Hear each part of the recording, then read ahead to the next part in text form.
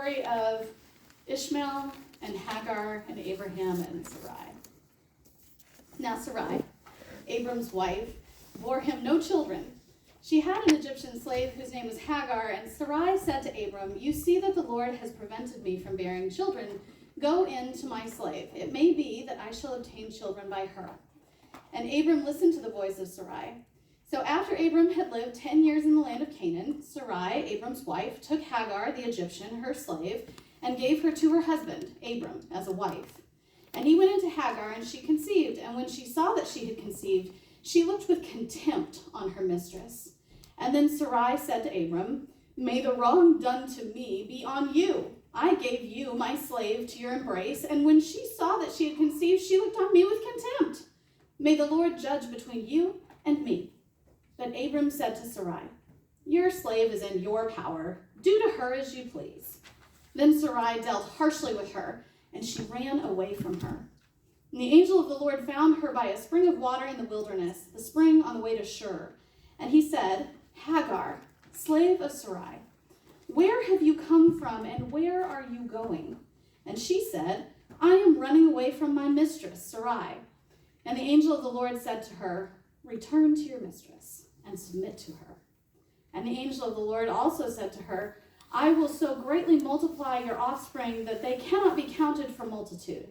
And the angel of the Lord said to her, "Now you have conceived and shall bear a son, and you shall call him Ishmael, for the Lord has given heed to your affliction. And he shall be a wild ass of a man, with his hand against everyone, and everyone's hand against him. And he shall live at odds with all of his kin." And so she named the Lord who spoke to her, "You are El Roi." For she said, "Have I really seen God, and remained alive after seeing him?" Therefore, the well was called Bir Lahai Roi, and it lies between Kadesh and Bered. Hagar bore Abram a son, and Abram named his son, whom Hagar bore, Ishmael. Abram was 86 when Hagar bore him Ishmael. The word of God for the people of God. Thanks be to God. Well, there was a little boy at a school. Now, I want you to imagine, this is a day for memories, maybe. Imagine your elementary school classroom. In mine, we had these desks that kind of had storage space in them, and they had a lid that had a hinge at the back, and you could kind of lift it and put your supplies in there. And that was all fine and good because we didn't have to have cubbies, and everybody could have their own crayons and all of that kind of stuff. Well, there was a little boy who was sitting in the middle of his classroom one day, and his teacher was up at the front talking, and he was ignoring her, as elementary school boys are often doing. And he thought, "I have this ruler in my desk, and I'm going to get it out." And so he kind of lifts his desk and gets the ruler out. She doesn't notice because he's kind of in the middle. And he starts playing with it, as little boys are wont to do. And so he taps it on the desk, and at first, it's just pretty light, and nobody really notices, or maybe they notice, but they don't care. And then time goes on, and it gets a little louder, and the teacher finally has to say, in the magical way that elementary school teachers do, "Put that away, it's not ruler time," and, this is why I don't teach elementary. But she gets him to put it away. Well, a little more time goes on, and so that ruler is now living in his head. And he's like, "I just need to touch it." So he knows that if he lifts that hinge too far, it'll squeak. So he's pretty smart. He just does about a 30-degree angle, snakes his hand in there, gets that ruler back out. But this time he knows that if he taps it, he's going to be in trouble. So this time he looks over at his friend next to him, and he pokes him with it. And his friend is like, "What?" But then his friend is also a little boy who's kind of ornery and kind of laughs, and that's kind of funny, and he gets good reaction. So teacher misses it, so he looks at the friend on his other side, pokes him with it. And that friend's like, "Oh," but now there's a trio that are thinking this is hilarious. And of course, the person who sits in front of him is a little girl, and he gets the idea that ponytail needs to be whacked with that ruler, and so he does it. Well, of course, she yelps, and the teacher is like, "I've already told you to put that away," and there's some anger but it's story time, and they, just put the ruler away and come sit on the rug. Fine. Well, they go to sit by this rug, and he listens to the story, but about midway through, he kind of gets bored, and here comes that ruler. He just there's no logical thinking skills in an elementary school student. He's sitting right next to the teacher, and he just can't resist it. He pokes her, and she just loses it in the way that teachers sometimes do, and there's this huge rant about, why do you have that over here? I've told you to leave it in there, and she's really laying into him, and she finally says, what could you possibly be doing with that? It's meant for measuring. It's a tool for measuring. What is it that you're possibly doing? It's not math class. And he looks at her straight face and says, oh, I was measuring your patience. And on that note, I want to say thank you to all the teachers who have survived a week of school this week. Coming back from Christmas break is hard. May God bless them and see them all this week and next. This week we start a series of sermons on the book of Genesis. We're looking back at some very ancient old stories and revisiting them, and some of them are very, very troubling, and today is one of the troubling ones. We have essentially 4 characters in this story. We have God, Abram, Sarai, and Hagar. But we're going to set God aside just for a second because we want to look at the humanity of the story first. So we're going to think about these 4 people in the tale. And the elephant in the room, the easiest character in the story that often gets told about this is really about Sarai. And I think you've maybe heard this before, this idea that Sarai's story is about her impatience. This is just a little stop on the way to her getting Isaac.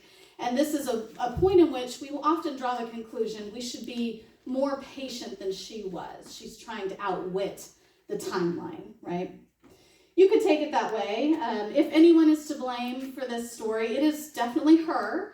She offers up her maidservant to her husband and says, this is what I think should happen. And of course, when the exact thing that she's hoping for does happen, when Hagar gets pregnant, suddenly she hates it.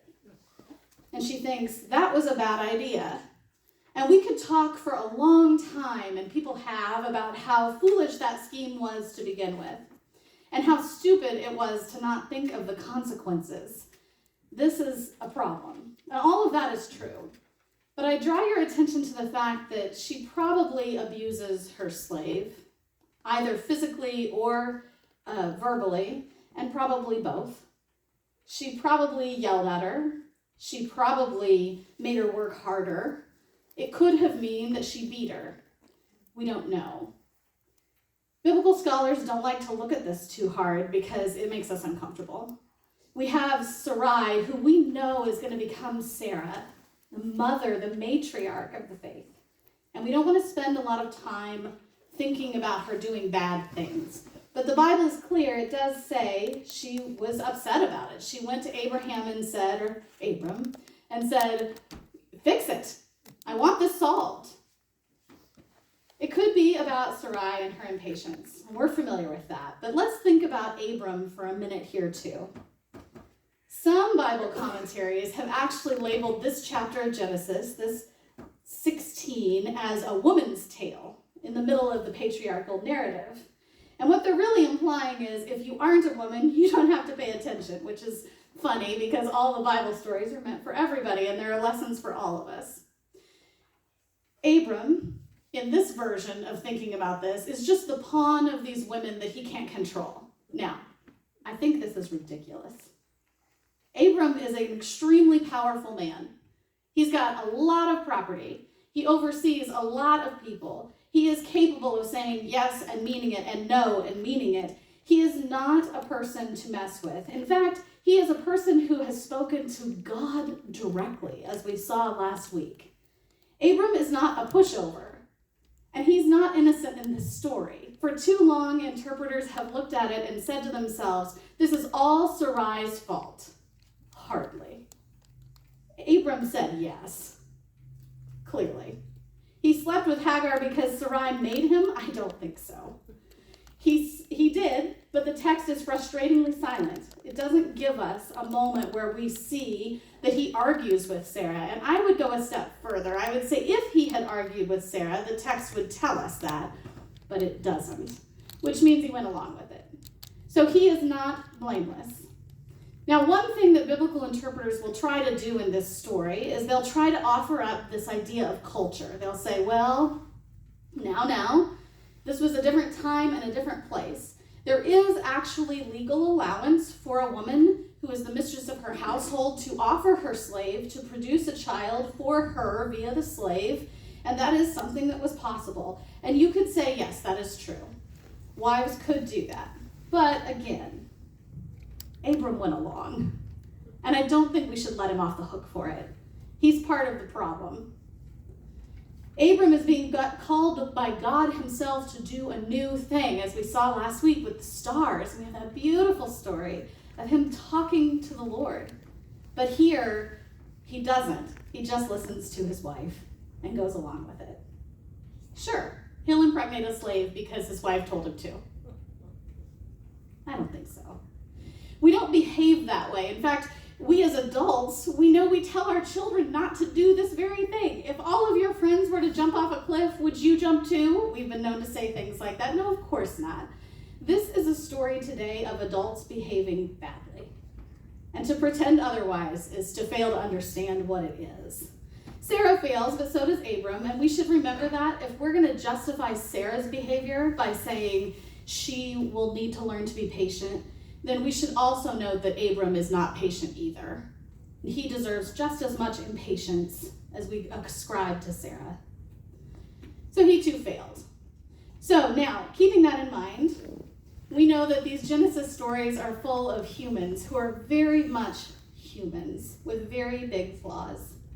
Now, we sometimes know that the outcomes of the story try to teach us how to interpret what we know is to come.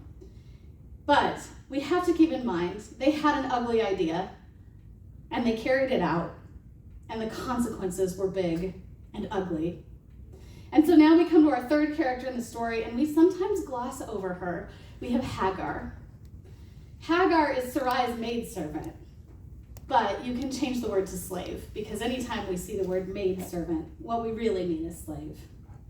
It makes the story a little nicer to think of her as Sarai's desert companion. Some people have suggested she was like, if you wanted to think about like a lady's maid, that sort of was a friend to Sarah and a maid. But honestly, she was a slave.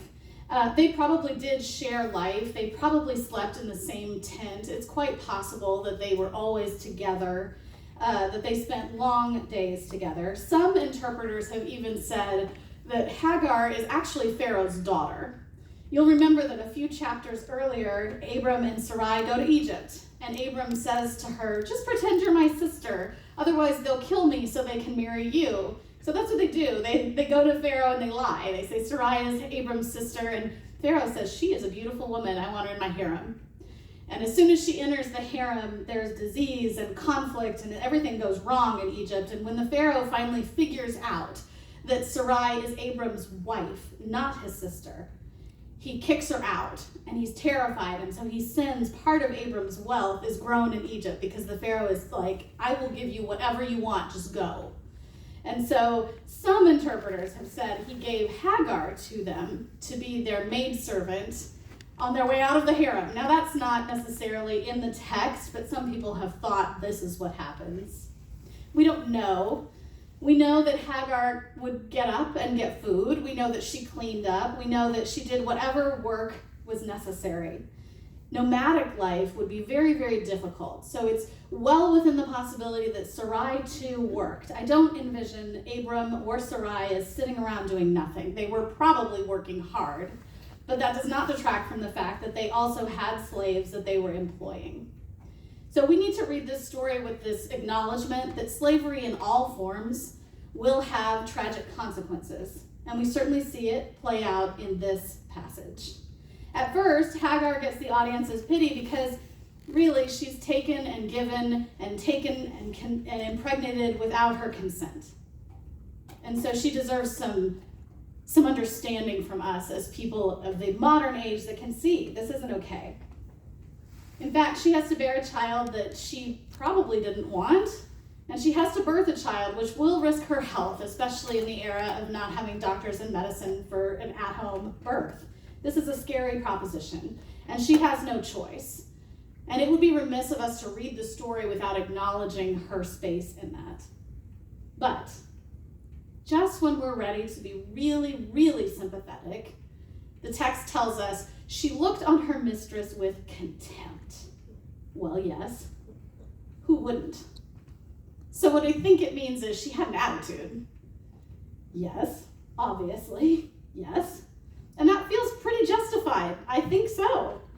And we get this interaction in verse 5 and 6 between Sarai and Abram, in which Sarai comes up to him and whines and complains. And Abram's response is, you deal with it. I don't want to. My part's kind of done. Honestly, this is very irritating. It kind of makes you want to scream if you look at verse 6 of that and you think to yourself, everyone is behaving badly. This is like a bad reality show episode. There is no way out. This pregnancy is going to last for 9 months, and it turns out children last a lot longer than that. They are going to be in this triangle of crazy forever. Can you imagine the patience of living this out? It's not going to go away. There's certainly endurance here. I can't even imagine how this would work. In the modern day, we have story after story of divorces and separations. We have a lot of kids that go back and forth to different parents. And we even have people who devote their lives to advising families on how to blend. And there are even cool words for this. Parents and step-parents, or my personal favorite is a bonus parent. I love that. It just sounds so nice. Like you have extra adults that want to be invested. Those children are loved. And it's a really good thing. When we think about ways in which we can get all of the adults on the same page, we're all going to work together for the good of the child, those are good things. But that's not what happens here. We have Sarai who actively hates the mother and probably isn't going to love the child after this encounter. And Hagar is going to have to live in the middle of an argument for the rest of her days. And she gets no choice. What a mess. What a mess. So she runs away. And it seems completely reasonable, right? Yeah, me too. But while she's running away, she encounters an angel. And the angel tells her to go back and submit. What? That cannot be right. But sure enough, it's there, right in the text. Go back and submit. Now, I want to say this. We don't know what kind of abuse Sarah was causing Hagar to have. But if you know somebody that is in an abusive situation, you should never just stay. You should seek help to get out of it. God does not want you to stay with abusers. And I want to talk about why this story feels different than what you might hear people say about staying in houses of violence or fear. Hagar is next given a promise. The promise that she's given is, your child will be born. Your child will be born healthy. Your child will have this name. This sounds an awful lot like another story we know from the New Testament. Your child will be born against the people. Here we diverge. A wild ass of a man. I think it means your child will be in opposition to Sarah and Abram's child. But there will be numerous descendants. This is a promise. Even the personality of your boy is described. Big promises. Now this is interesting because at first, did you notice this? At first it says an angel of the Lord talked to Hagar.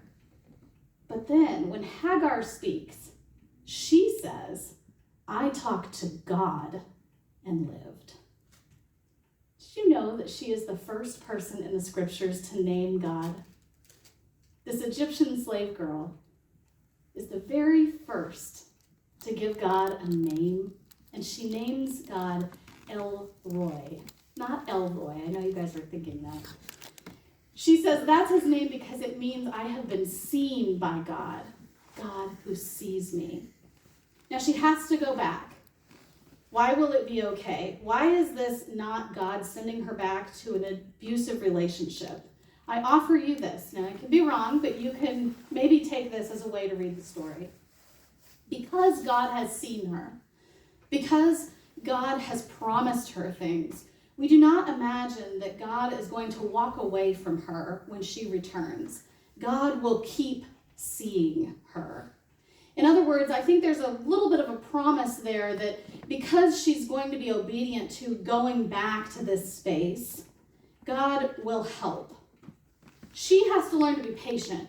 God's not going to change her from being a slave. God's not going to change the circumstance of living with the anger of Sarai and Abraham's ignorance of her. But if she goes back, God is still going to see her, and knowing that will make all of the difference. So she submits.